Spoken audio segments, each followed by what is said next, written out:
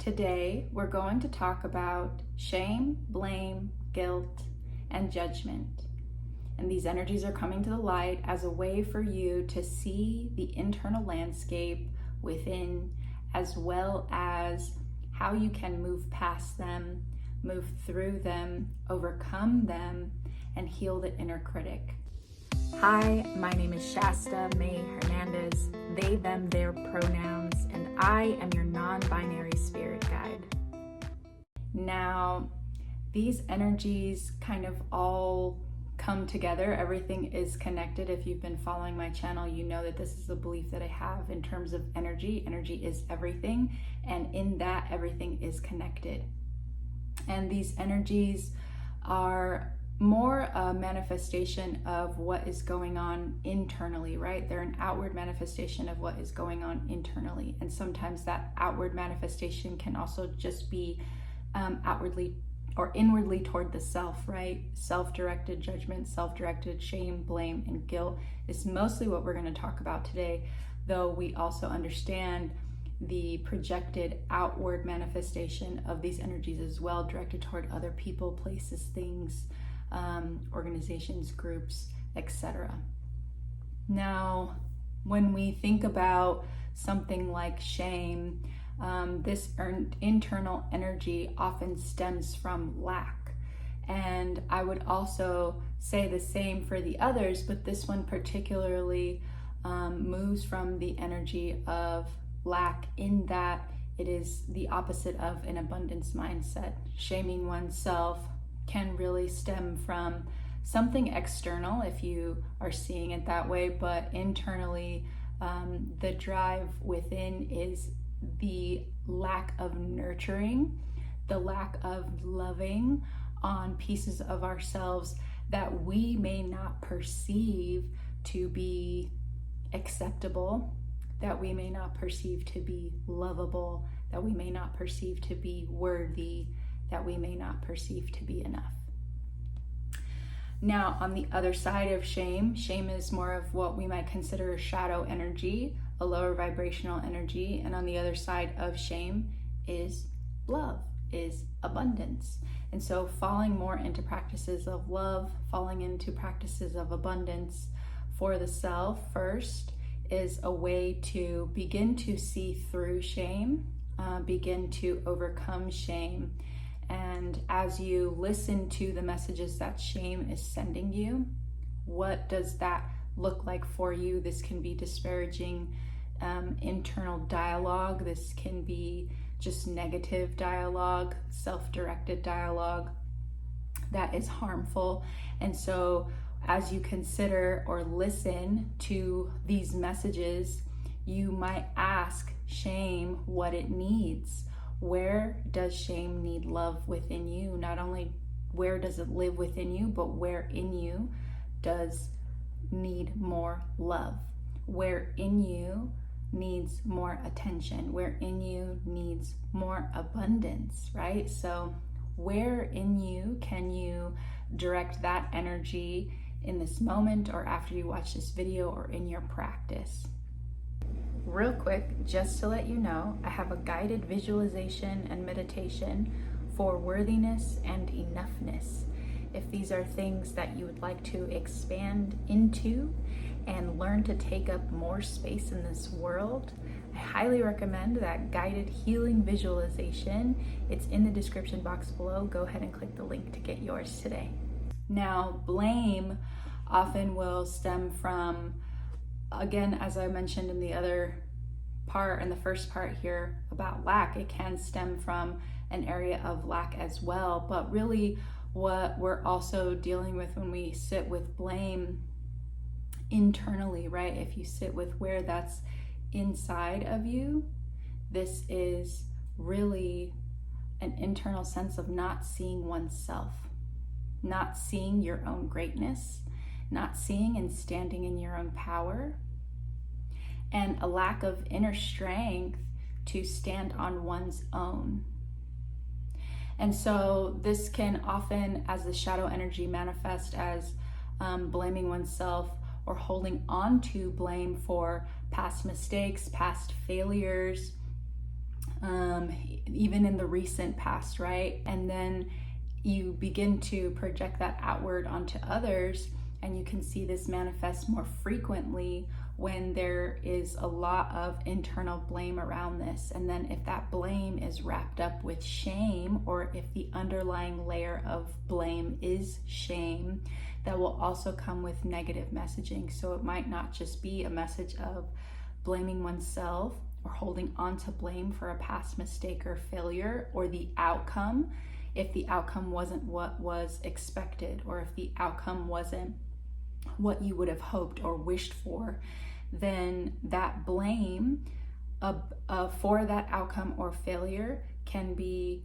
layered with shame, and that shame will then also send a negative message as the internal critic, saying, the blame, and then also pairing it with a negative message, a harmful message, a disparaging message, etc. And so what you want to do with blame is really address and sit with what are those things that you're holding on to blame for the self with, right? So as an example, say you were looking to get a position or to have your salary increased in your position, your current position, and it didn't work out at all or the way that you wanted. And you go internal thinking that this has something to do with you personally and that it is your fault. And so what you want to then do is sit with those energies and ask them what it is that they are not seeing about themselves, right? What are you not seeing about yourself that is great, right? That is wonderful, that is amazing. It may just be that opportunity was not in alignment with where you are currently or where you are going to be. And so kind of reframing the idea of why something didn't occur in your life can also help you see more clearly internally what's going on within the self. So first noticing and asking the self, okay, I see that I'm blaming here. I see that there is blame here. I feel that there is blame here. What is it that I can see about myself in this moment that is doing well, that is achieving, that is obtaining those things, right?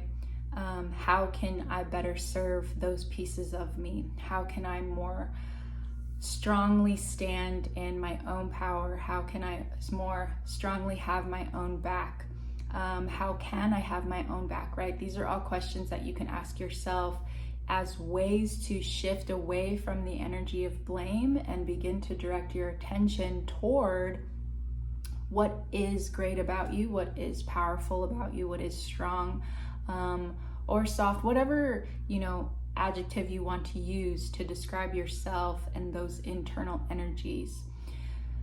So we went over shame and blame, and now we're gonna go into guilt a little bit here. This also stemming from a lack energy or a lack mentality. And what you want to consider with guilt is not only what we went into with blame, right? Our past failures and mistakes, but the energies that you hold within around guilt are often stemming from a lack of pouring into oneself, a lack of, it can be self-love and self-care, but a lack of taking initiative to really do the things in your life that you said you wanted to do. And the outward manifestation of this shadow energy can really be, not moving in your life, not moving toward your dreams, not taking action steps toward the goals that you have laid out for yourself, not completing tasks, not honoring promises to the self.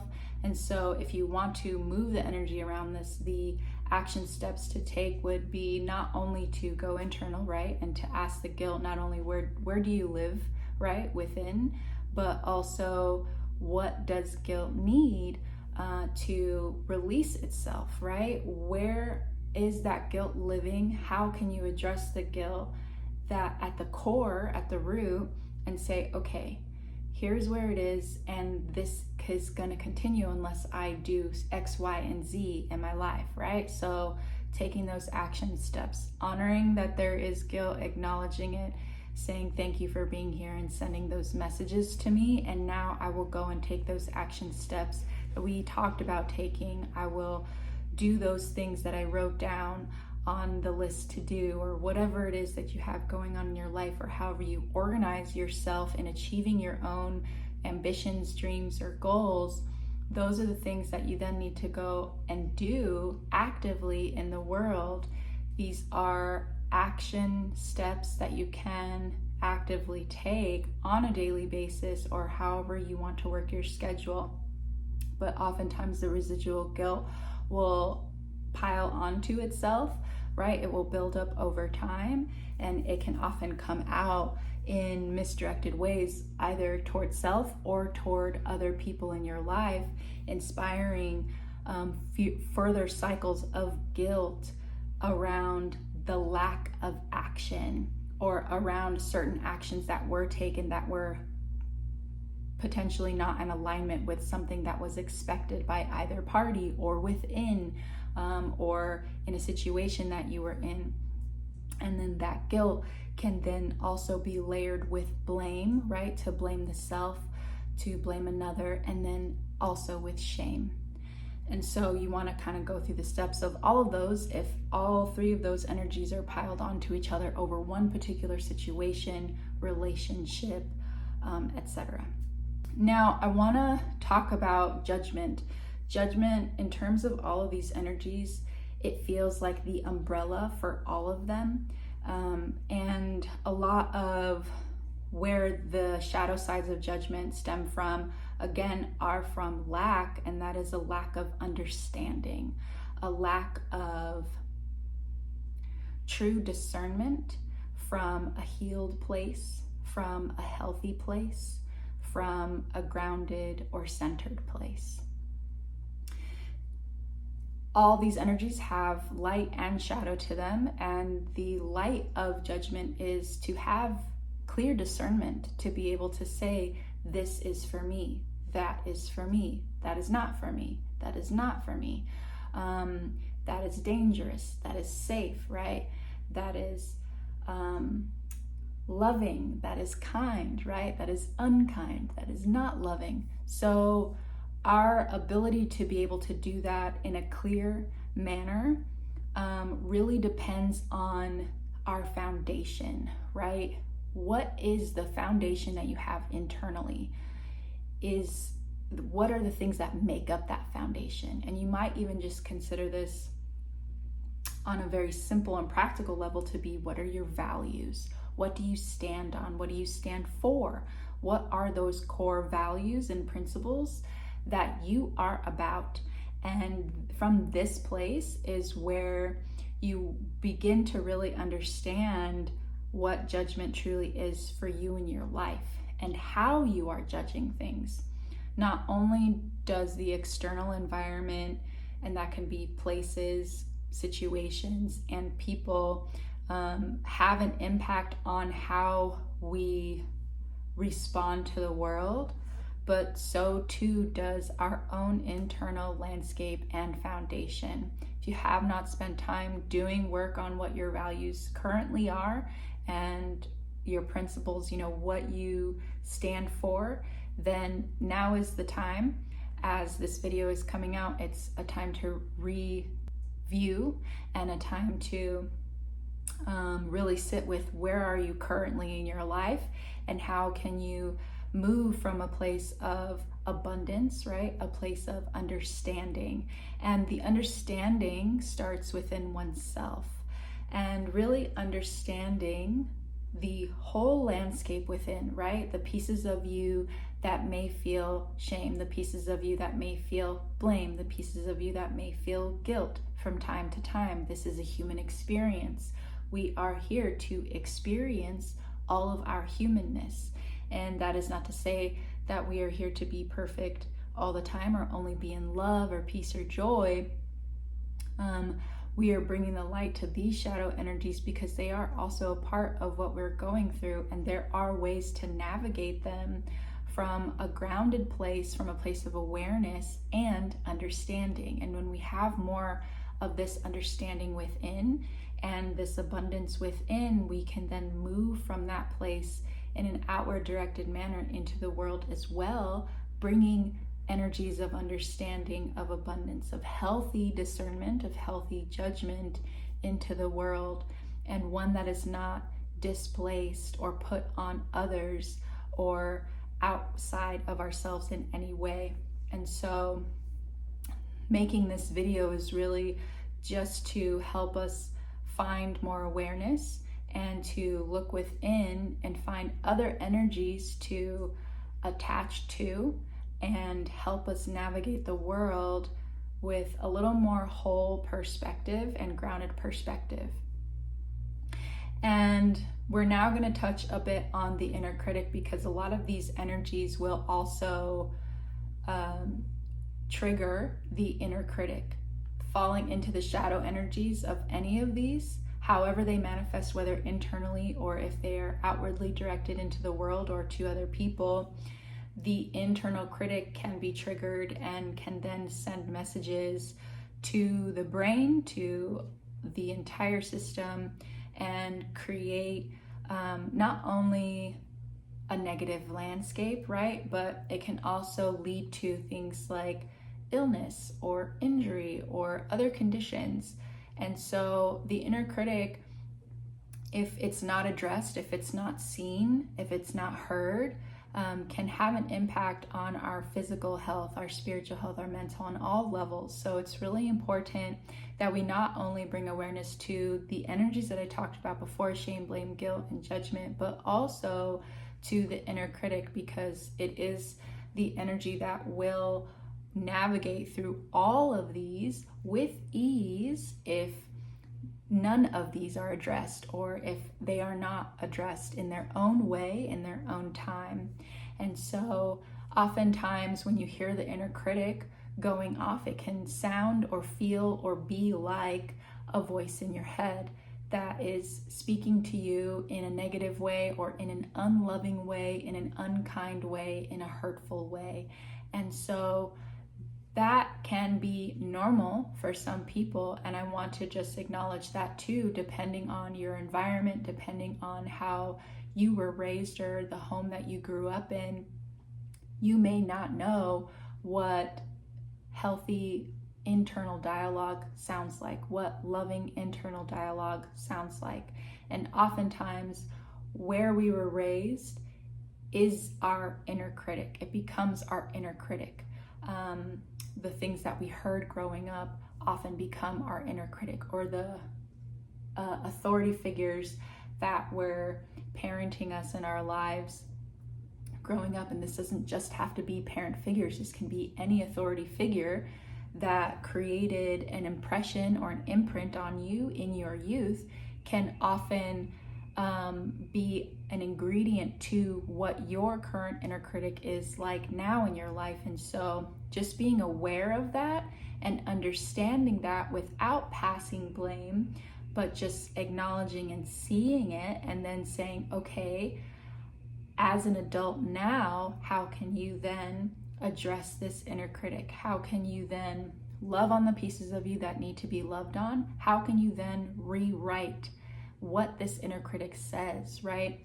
So this is where reprogramming, or another common term that's used is rescripting, can come into play. And things like mantras, things like affirmations, subliminal practices, these things come into play when we're talking about rewriting the inner critic, when we're talking about reprogramming the inner critic, giving the inner critic something else to educate itself on how to speak to you. This can be reprogramming you toward one specific goal or thing, or just in general, right? And I'll give you an example from my own personal life. I spent, over a decade overcoming depression, overcoming anxiety, and also sitting with suicide ideation. And my inner critic work became ever more important when I was doing that, on top of a host of other things that I was doing. But the reprogramming, the rescripting was incredibly important. I know for me personally, mantras had a big impact, and affirmations had a massive impact. So you'll also see I have another channel called SG Affirmations, as something I started a few years ago, after many years of using many affirmations to help me rewrite my own inner critic, and as a way to kind of pass some of that on to you. So as that grows, you can follow that channel and see how that's impacting you in any way. But paying attention to the messages that are coming in, and then also sitting with how can you rewrite that? How can you reframe what the messages are on a consistent basis? This isn't just like a one-day thing or a one-week thing, especially if you have a chronic inner critic, meaning an inner critic that has been with you for many years, many decades even. So you might consider that this is a road that you can begin to start walking if this is the first time you're really coming to this, or you can continue walking for yourself in the way that works for you. Say thank you for being here and watching, and go ahead and check the description box below for ways to connect to me further if you're looking for one-on-one guidance, readings, or to check out what my next workshop is going to be. I'll see you in the next video.